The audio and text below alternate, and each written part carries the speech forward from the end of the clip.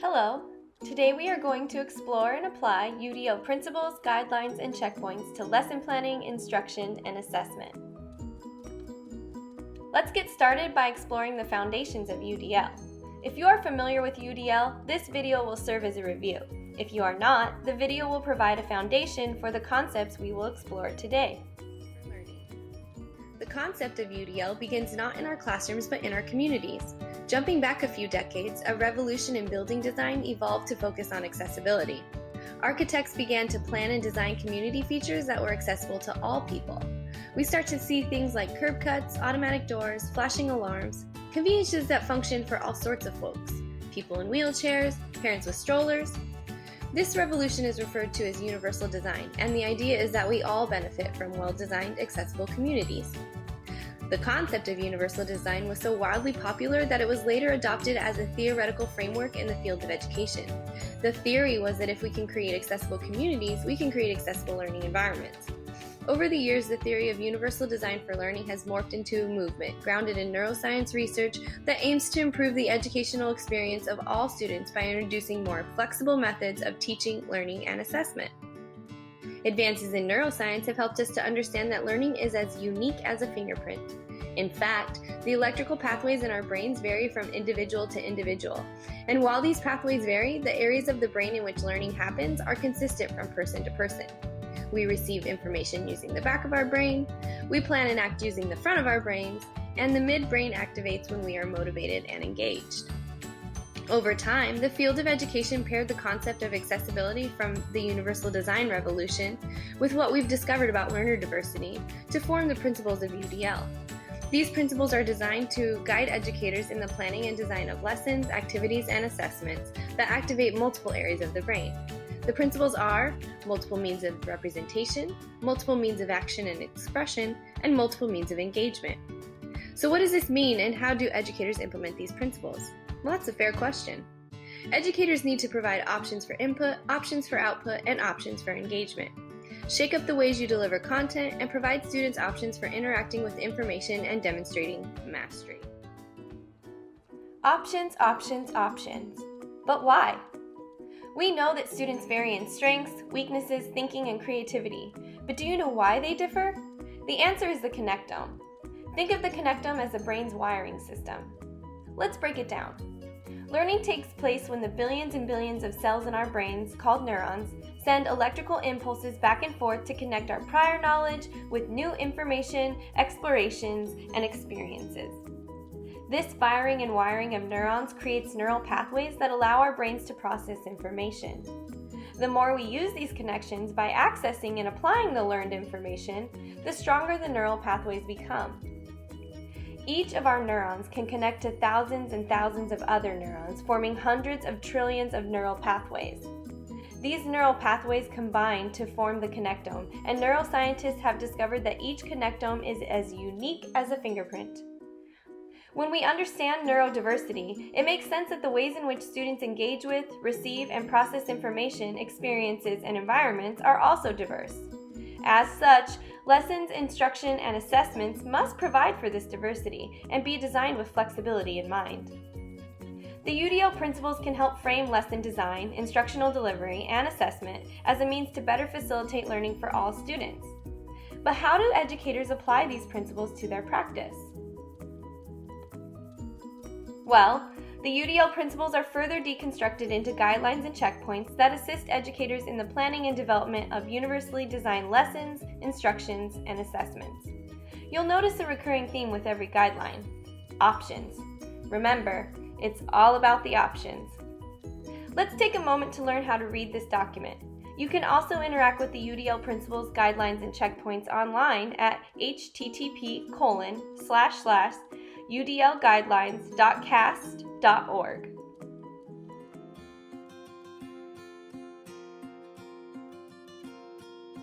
Let's look at how the UDL guidelines are laid out and how you should approach implementing them in your instruction. First, there are 3 principles. Starting from the left, we have provide multiple means of engagement, laid out in green. Next, in purple, is provide multiple means of representation. Finally, in blue, is the last principle, provide multiple means of action and expression. The goal for each principle can be found at the bottom of each column. Now, within each principle are 3 blocks. These are guidelines, which are supported by individual checkpoints. Alright, those are the 3 layers of information: principles, guidelines, and checkpoints. But where do you start?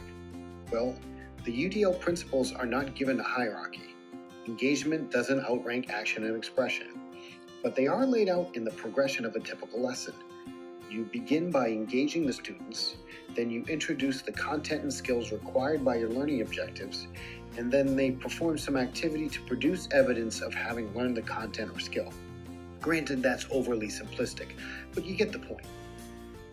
Now that we have a foundational knowledge of UDL, let's talk more about how we can consider UDL principles, guidelines, and checkpoints when planning lessons, designing instruction, and administering assessments. When planning lessons, consider the guidelines and checkpoints in the access row. It is important to design lessons that are flexible, relevant, and accessible to diverse learners. The UDL Academy has short videos on each checkpoint that can be helpful in the conceptualization of lessons. So let's take a moment to watch and learn how we can apply the UDL checkpoints from the access row to lesson planning and design.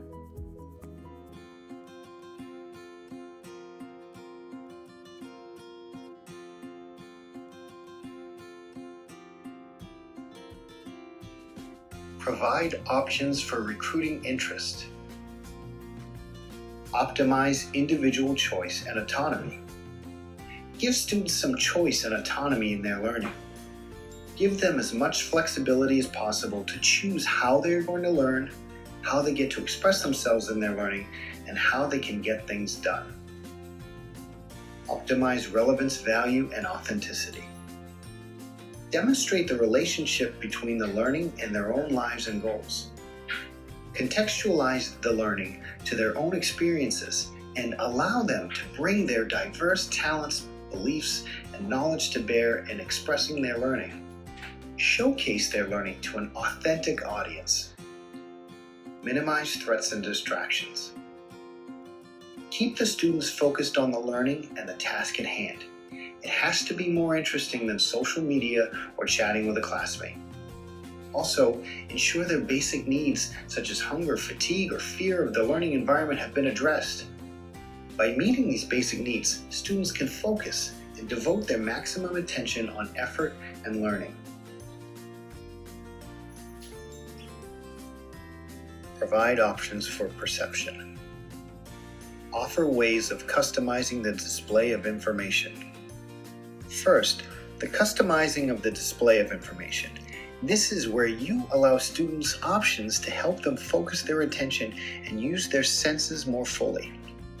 Visually, it includes changing the size of text and graphics, color emphasis on text, and the layout of information. With audio, it could be the rate of speech or sound. It also means varying the pace and sequence of information to allow students time to process the information. Offer alternatives for auditory information. If students have challenges with oral processing or memory, have visuals ready to help them. Proper captioning or transcripts for videos or visual analogies help to address those challenges. Offer alternatives for visual information. For students who have challenges with visual processing, the proper use of audio or descriptions or using more tactile resources will provide an effective alternative. In this guideline, we're focused on the variability of students' abilities and preferences for physically navigating and interacting with their environment. Provide options for physical action. Vary the methods for response and navigation. Optimize access to tools and assistive technologies. You can provide flexibility for response by providing multiple means of expression. For example, if we're working on the skill of writing, students can choose one of the following tools for writing: paper and pencil, word processor, speech, or dictation application.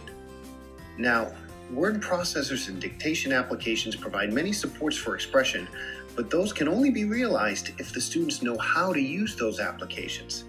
This is what optimizing access is all about. So don't forget, teach them to use the tools, whether it's an application or even a graphic organizer. Let them be familiar with the tools before you ask them to complete a challenging task. If they have to expend too much energy figuring out how to use the tool, they're not likely to persist through the challenges. Students may also use different types of physical interfaces, such as mice, keyboards, or even screen readers. These alternatives may impact the types of software you choose to make available. You should also think about flexibility in time and sequence.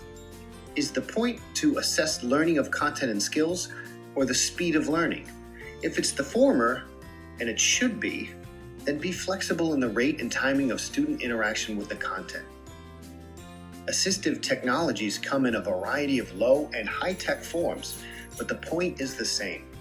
Everyone should have equitable access to the curriculum. When delivering instruction that facilitates learning, consider the guidelines and checkpoints in the build row. It is important to facilitate and support learning through goal setting, scaffolding, and flexibility in tasks, construction, and creation. The UDL Academy has short videos on each checkpoint that can be helpful in designing instruction. Let's take a moment to watch and learn how we can apply the UDL checkpoints from the build row to facilitate learning.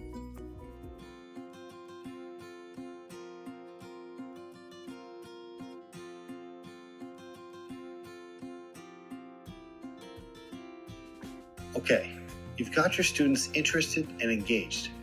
So how do you keep them engaged when the going gets rough and to persist through challenges? How can we help students monitor their own progress, set goals, and make plans to achieve those goals? This guideline addresses those questions. Provide options for sustaining effort and persistence. Heighten salience of goals and objectives. First, review the learning goals and objectives and make sure they are relevant to your students. Consider what they are trying to achieve and why it is important or interesting or even useful. Show them an example of a completed goal. For example, if the goal is to write a strong, persuasive essay, show them a really good persuasive essay. Explain what makes it good. You can do this through rubrics, annotations, and discussions. Vary demands and resources to optimize challenge. Make sure the learning goals are challenging enough to be worth pursuing, but without being so daunting as to inspire a fear of failure. Further, change how your students conceptualize failure by having them focus on process, effort, and progress toward accomplishing their goals. Use scaffolds to support growth. Foster collaboration and community. Collaboration and communication are two of the 4 big C's of 21st century learning. Allow students to collaborate. Facilitate that collaboration so that each student benefits from being part of the group. Set norms, roles, and expectations for groups, and meet with them to discuss their goals and objectives, as well as their experiences in the process. Increase mastery-oriented feedback. Learning for mastery is focused on continued improvement rather than a predetermined level of proficiency. To foster learning for learning's sake, emphasize the role of effort over innate ability and improvement. If students see their abilities as fixed, they are less likely to set challenging goals or persist through difficulty. Provide feedback on specific behaviors they can change or refine to improve performance.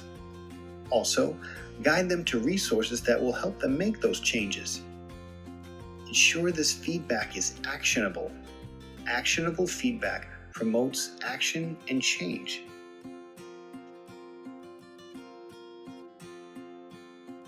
Okay, so you've got their attention. Now what?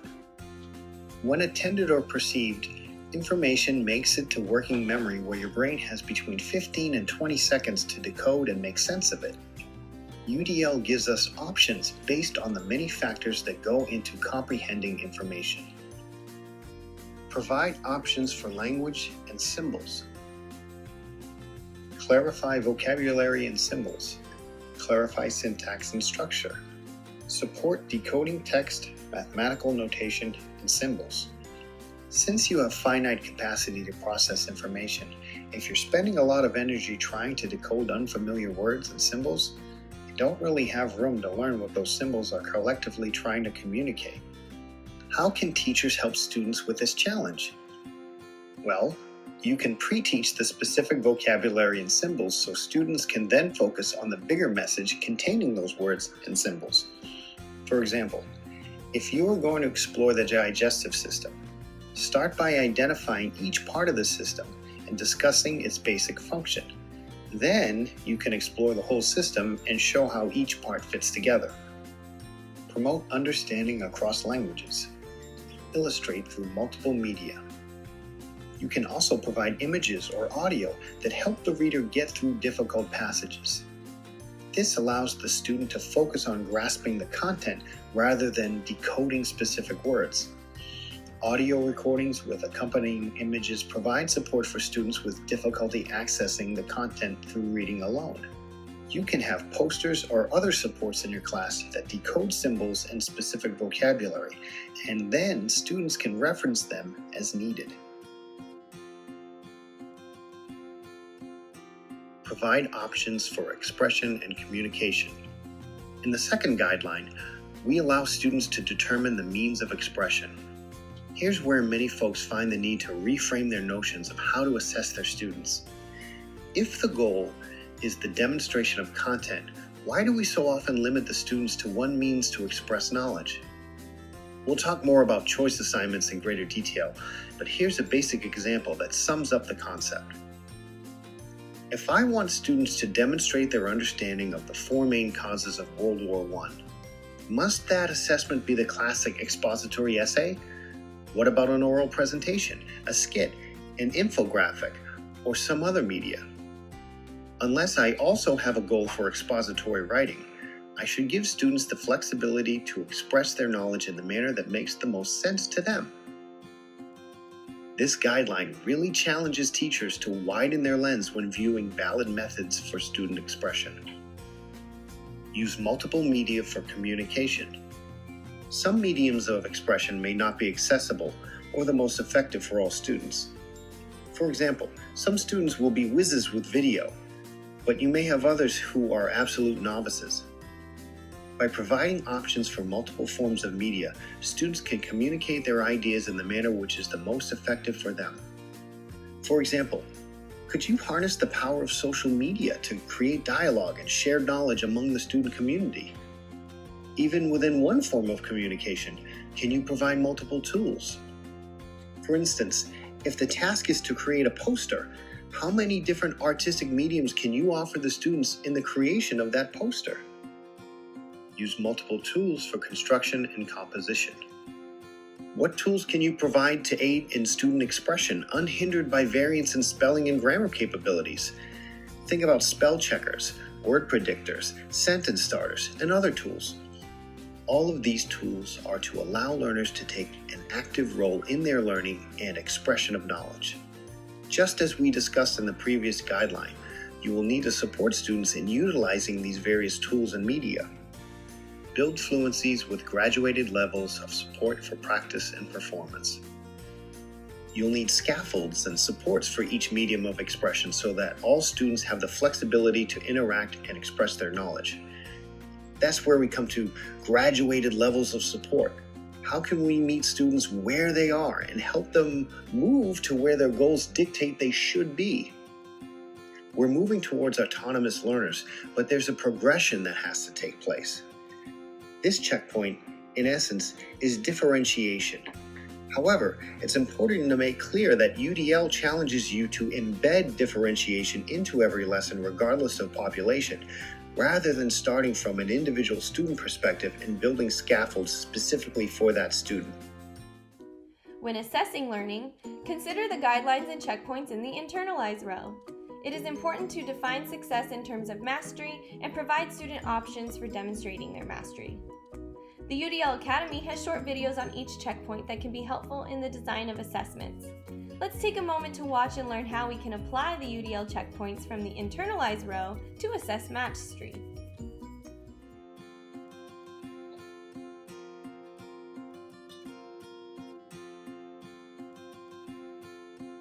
This guideline instructs us to provide options for self-regulation.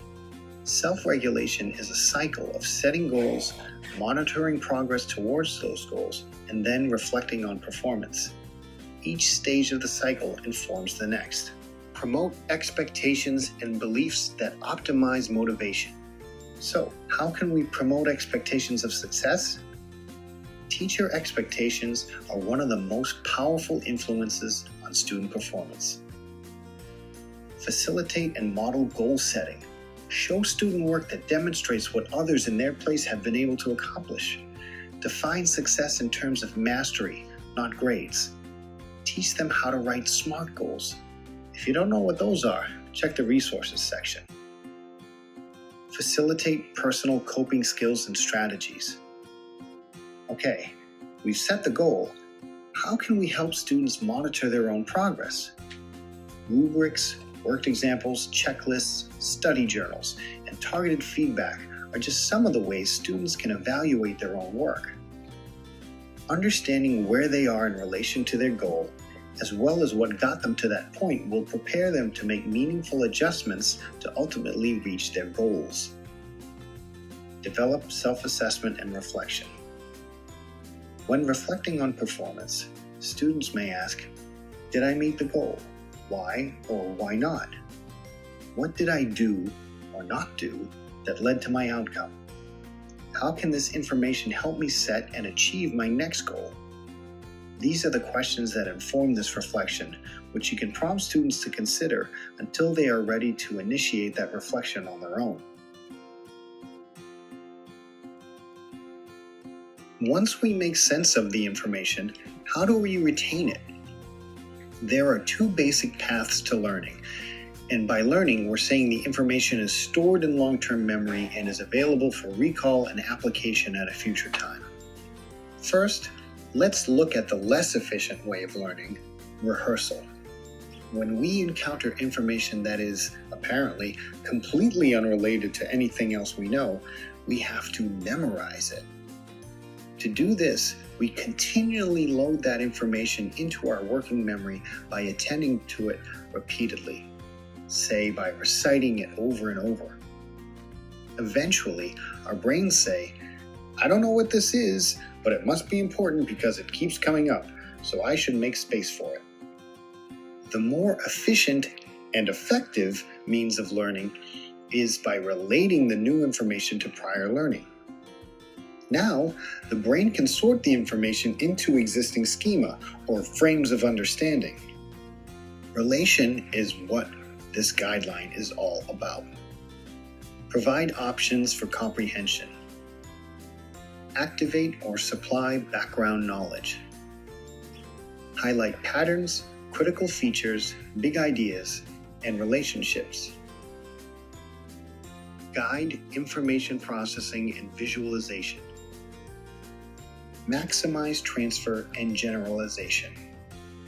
We retain information best when we can relate it to things we already know.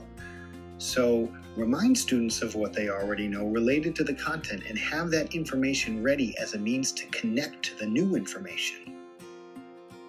Give them tips and tools on how to organize the information, color coding, graphic organizers, annotations, you name it. Help them see the big picture and how it's made up of smaller parts. Design simulations or scenario-based problems to facilitate transfer of learning into practical application.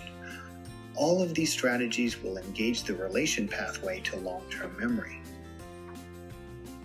Increasing a student's comprehension through these checkpoints not only engages the recognition network, but you're also tapping into the affective network because you're aiding a student to recognize the big picture, tie it to their own learning, and use it for their own purposes.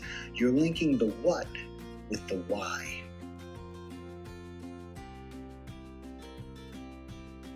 Provide options for executive functions. In this guideline, we are revisiting self-regulation and asking students to think strategically. What is your goal? How will you get there? How will you monitor your progress and, if needed, make adjustments? How did you do? And why? These are skills that aren't content specific, teaching students to think strategically, to monitor their progress, and to reflect on goals translates across disciplines and settings. These aren't tips for school, they are life skills that are being taught in school. Studies show that a student who reaches a goal increases in his or her self-efficacy, the task-specific perception of ability. Enabling students to set goals, make plans, monitor progress, and reflect on performance can gradually create self-regulating learners. In other words, they will eventually set their own goals, monitor their own progress, and reflect on performance independently and of their own volition because they'll know that's how things get done. And getting things done feels good. So let's look closer at these checkpoints. Guide appropriate goal setting. Support planning and strategy development. We want to help students set appropriate goals, including estimating what they'll need and how much effort it's going to take to meet the goal. To do this, show them worked examples and models of excellence and relate the methods and skills used to produce them. Give them checklists to use in monitoring their progress, and hold feedback sessions where you give feedback and prompt them to critique their own work and effort. Finally, make sure that goal stays front and center through prompts and signs. Enhance capacity for monitoring progress. Finally, help them track their progress and performance through a variety of means. Have them reflect on their performance. Did they reach the goal, and why or why not? Did they apply enough effort, and did they use a valid strategy to reach the goal? Give them reference points for measuring progress, such as Lexile levels or keeping portfolios of work. You can also give them rubrics or other tools to self-assess the quality of their own work and their fidelity to the plans that they created. So to close, the principle of action and expression allows your students to express themselves in the manner they perceive, showcases their abilities, and best communicates their learning. However, options have to be supported if they are to be utilized. After all, options I can't use aren't really options at all. For more information on UDL, visit any of these resources. Thank you for taking the time to learn about UDL with me.